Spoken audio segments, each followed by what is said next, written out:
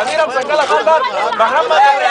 احنا النهارده جايين عاملين وقفه احتجاجيه عشان دم الشهداء، لان احنا امبارح جينا الساعه 4:30 والثلاث ضباط اللي كانوا المفروض عندهم بكره النهارده جلسه محاكمه، النائب العام اعطاهم افراج بضمان وظيفتهم، وده ما يرضيش ربنا وده مش عدل، واحنا عايزين حق اخواتنا.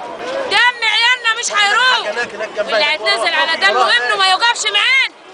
الداخلية حلفت اليمين على حماية الشعب وخانوا الشعب، قتلوا بالرصاص الحي، وبعد كده سابوا الدولة 40 يوم واقفين على الجسم زي ما كنا. يا شهيد يا شهيد يا شهيد يا شهيد، المحاكمة هي العيد، المحاكمة هي العيد. محدش يعدي من هنا على دم الشهداء. انت كده بتعدي على دم عيالنا من هنا، محدش يعدي.